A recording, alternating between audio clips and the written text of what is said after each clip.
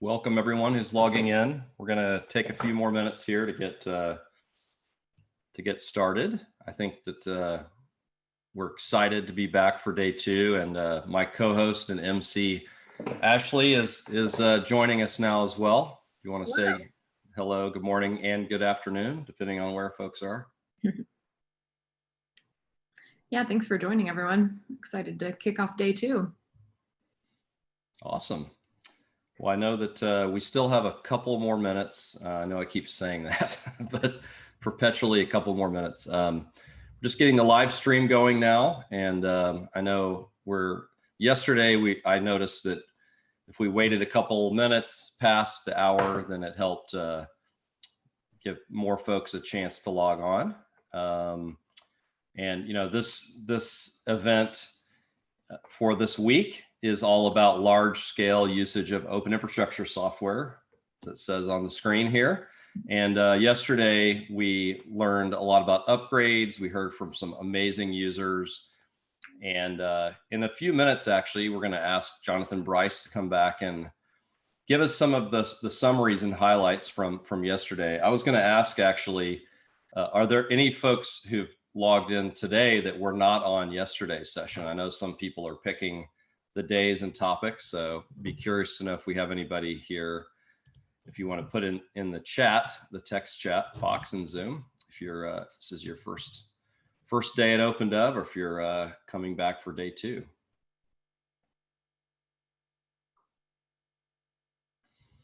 All right, looks like Stephen is here for his first day. So welcome to Stephen.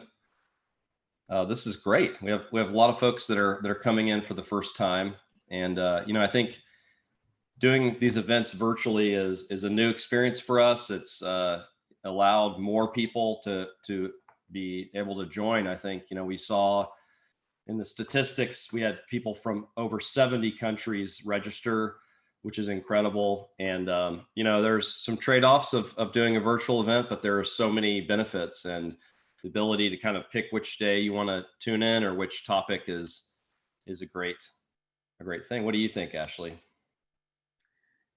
Yeah, Mark, we've got a lot of great ones. I don't know. I think one of my favorites from yesterday was the user stories. That was a great session.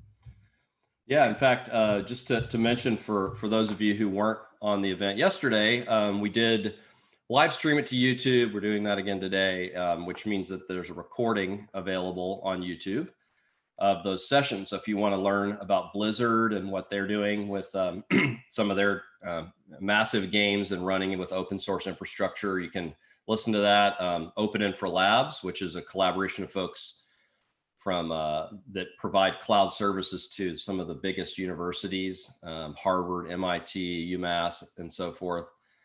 They have an exciting cloud that they've built and they've been working on for years, and it's a collaboration, so you can actually help them and then help and you know, be a part of that team. It's an open team you can join, OpenInfra Labs. And then Verizon, Beth Cohen, who's a frequent participant and contributor to a lot of these OpenDev events. She was part of sharing the Verizon story, and she's also moderating a panel. And I see her on the logged in here. She's connecting right now. This is great, perfect timing. So Beth is right on time. Okay, so let's see how we're doing on time here. It looks like we may be ready to kick off with our slides here. What do you think, Ashley? Yeah, I think we are getting close to that time. Okay, so I guess we should introduce ourselves. Probably a good idea at this point. So I'm Mark Collier, the COO with the OpenStack Foundation. And I'm Ashley Ferguson with the OpenStack Foundation. All right. We will be your MCs today. What's that? I said, and we will be your MCs today. Oh, yes, we will. Excited to do it again. Yeah, so this event, OpenDev overall, is about open source and people using it for infrastructure. It brings together developers and operators and really helps to understand what the gaps are, and it often kicks off a series of work that happens for weeks and months after that. So it brings people together to connect, share ideas, and then work together really as a community moving forward. So it's a great opportunity for that. And then this first Open Dev event, which is this week, the 3-day event, is focused specifically on the topic of large-scale open infrastructure software. So we're kicking off day 2. We are, and I think we're going to get a little bit of an overview from yesterday in just a second. Yes, that's right. So our next topic is we're going to be inviting Jonathan Bryce on to walk us through a little bit about what we covered yesterday. I think it's always helpful as we enter the second day to remember what we covered, and especially for folks that weren't able to attend yesterday's event. So are we, Jonathan, are you ready to go? I am ready to go. However, I need just a minute because Sure. It looks like the Zoom upgrade removed my screen sharing privileges. So. Oh man, you know, we have a section about tooling today. It's one of our 3 topics. I don't think it covers permissions for Zool, but there may be some other permissions war stories that we share. It might cover permissions for Zool, but probably not Zoom. Sorry. Yes, Freudian slip. Zool, not Zoom. Yes, we have a lot more Zool experts than Zoom experts, but we're quickly ramping up on Zoom as well. Great. So yeah, I think let us know, Jonathan, if we need someone else to share the Etherpad. Yeah, that's probably the quickest. Aaron, I think since you're currently sharing, do you think that you could share the upgrades Etherpad from yesterday? Yeah, give me just 1 minute to grab it. Okay. I just sent you the link, so. Perfect. Yeah, we had I guess Zoom, if you're on a Mac, apparently they had an upgrade and overnight on us. So it's always tricky. We should be. There's something ironic here that we're trying to show the upgrades notes from yesterday. Yes, upgrades are hard. And are being stymied by an upgrade, yes. Okay, cool. So, so yesterday, as Mark and Ashley were saying, we had a couple of great sessions. We had the user story presentations and Q&A, and then we had a moderated upgrades discussion that Belmiro led.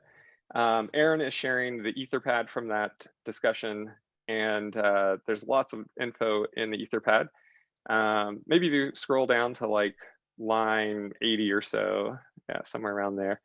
So for those of you who haven't used Etherpad before, this is a tool that we make extensive use of in our different projects and meetings, and it's a collaborative editing tool. And the rest of the discussions today and tomorrow will be like this one that you're looking at here. Usually the moderators kind of create a framework, and then everybody jumps in and adds notes. So if you want to contribute something or ask a question or you know, participate in the note taking, then this is a great place to do. And then we have all of this great information, you know, after the event to go back and look at. So, you know, I was in the session yesterday and I thought it was really useful. And then this morning I went back through the Etherpad to kind of pick up on what I thought were maybe some highlights, and maybe also even some things that we could think about as follow-on activities coming out of this event. A few of the things that stood out to me, it seemed like in the discussion and also in the notes, people noted I think they called it a turning point in when upgrades for OpenStack became more realistic and more easy, and that was in the kind of Mitaka Newton timeframe. So, you know, if you're on a later version than Newton, then that's good news if you're looking to get to more current versions. If you're on an earlier version, then I guess it's bad news and good news. You know, bad news because you're still there, but good news because once you get to a more recent version, then all of the OpenStack upgrades seem to be less trouble. Something else that I think we heard a lot of good discussion around was pointing out how you know, an OpenStack upgrade is not just an OpenStack upgrade. Lines 86 and 88 in the Etherpad talk about how There are drivers and plugins from vendors and from networking systems, and also other ancillary services that are affected by the upgrade and have to be ready to go as well. So I think that that was something that was talked about, and there are some more notes down below that in terms of what to take into consideration there. Within OpenStack itself, it seems like a strategy that a lot of people incorporate is not necessarily to do everything all at once, but to kind of update key components and then keep all of the components sort of within a N-1 or N+1 release differential between all of them. And the other highlight that I would say came out yesterday is that there are a lot of tooling choices that people are making as they manage the life cycle of their OpenStack environment. So things like Puppet and Ansible, as well as looking at containers and perhaps Kubernetes or Airship or some of those types of tools. It seemed to me like there were a lot of different ways that people approach that. There was some discussion around current challenges. I think that seemed like a couple of the things that stood out there were it's a challenge to do no downtime upgrades, especially on the API side, and that seems like that may get back to everyone's favorite queue service, Rabbit, the old Rabbit MQ. On line 114 of the Etherpad, there's a reference to a bug fix in Oslo that actually helps with rolling upgrades for Rabbit. So I hadn't actually gotten a chance to check that out yet, but that's something that may be worth looking into. And then in terms of where the difficulties lie, Nova and Neutron together seem to be the projects that were identified as the most challenging, while Keystone and Glance were given props for being pretty easy to upgrade overall. So the last thing that I'll hit on, if you go to line about 116, this is a section that talked about a lot of, I think, really good strategies for kind of planning, validating, testing, and upgrade before it's implemented. And there are specifics around, making a dump of your production database and running all of the database migration in a dev environment, timing that, seeing where it might slow down or where there might be challenges. Techniques like pulling, having upgrade rollback and plans and precautions in place. And as I was reading through this, it seemed like there were a lot of different people who kind of had some input to provide here. So maybe one of the things that we can circle back at the end of the week is what are some of the work items that might be worth getting people to team up on after this event is over. Perhaps there's a document about kind of upgrade planning and testing and rollback for OpenStack environments that we could get all of the people who were in the discussion here to contribute to. It seems like that was something that was really valuable and got into a lot of good detail. So that stood out to me as maybe an opportunity to add to some of our existing documentation. So I think it was a great discussion session yesterday around upgrades, and we have more of those today. So I'll hand it back to Ashley and Mark to talk about today's program. Awesome. Thank you. Thanks, Jonathan. All right. I think Ashley's going to share.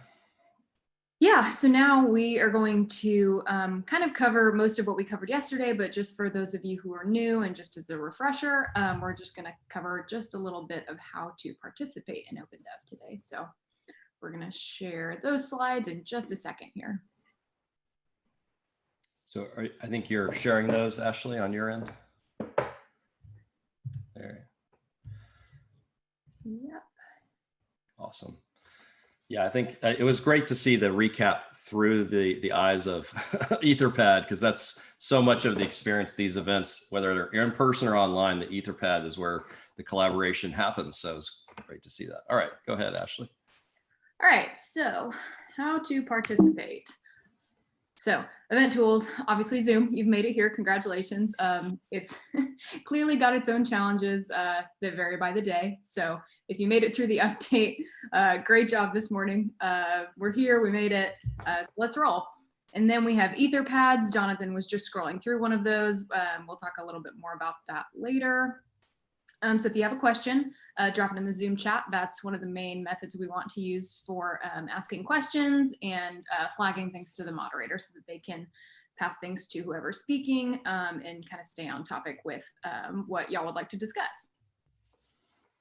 But also we want to hear from you. So feel free to unmute yourself, jump into the conversation and collaborate with us.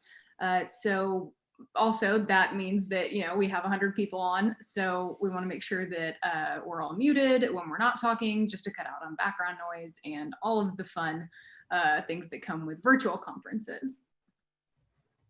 So back to Etherpads, you saw Jonathan on one earlier. So most of you have probably used an Etherpad by now, especially if you were on yesterday. But that's just an open source tool that we use for real-time note-taking, feedback, and action items that we want to share with each other and save for later too. And so with these conversations, just to make it a little bit easier for the moderators to know who's interested in speaking, something that we would recommend that you do is in the participants list, when you write your name out, first of all, we'd love if you would include your country or your company, wherever you're from, so we know. Put an asterisk at the beginning of your name so that we know that you're interested in jumping into the conversation. And then if you're interested in connecting with people after the event or during, please add your contact information right next to your name if you're comfortable with somebody reaching out to you. And if you need help at any time during the event, feel free to open or email the events@openstack.org. Email, we have people waiting. If you have login trouble, Zoom trouble, let us know and we're there to help. And then as always, ask any of your topical questions in the Zoom chat and we will be monitoring that. And then there's also the handy tips and tricks Etherpad that we provided via email to you before the event. And as a friendly reminder, this is an OSF event, so we do abide by the OpenStack Foundation Community Code of Conduct. So please be courteous, conduct yourself professionally, and let's respect each other. And if you need to report a violation of that, you can go to that link at the bottom, openstack.org/code of conduct, and that'll have instructions on how to report it. And then I will hand it back to Mark to give a shout out to our programming committee. All right. Yeah, this programming committee worked very hard to help us curate and select these different sessions within the larger theme of large open source infrastructure. And so I just want to thank them once again, you know, Allison, Belmiro, Beth, Masahito, and Roman. They've been really, really involved in this event. So thank you again to our programming committee. Let's give them a shout out on Zoom if we'd like in the chat.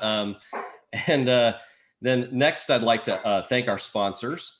So we have a number of companies that really provide financial support, and those companies make it possible for us to put on this event. And if we could advance the slide, then I can point at the logos on the screen, Ashley, and then we can give them a shout out through the magic of logos.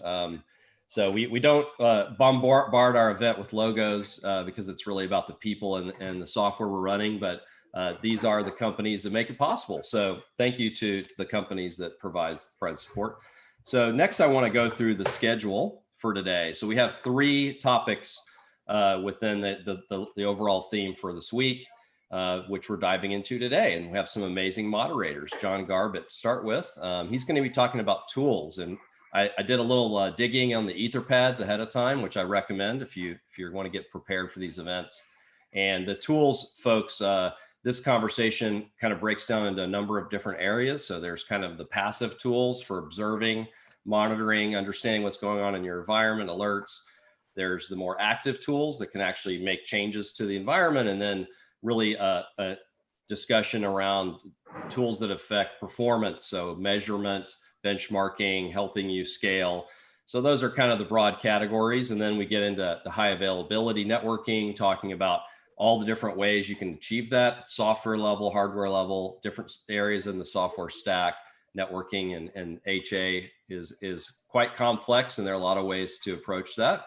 So Beth is going to join us and moderate that session. And then the software stack looks at kind of the full stack, not just everything at the cloud or infrastructure layer, but some of the applications that sit on top and the implications of that. So an amazing schedule for today. And we're really excited to kick that off just in a few moments. And then for the rest of the week, meaning tomorrow, we have a bare metal, which is a really hot topic these days. And then edge computing. And then we also have a scheduled block of time to wrap up for the week, go back through lessons learned, where we want to connect next, and then we'll go from there. And we'll have Terry and Jonathan will be helping us with the wrap up.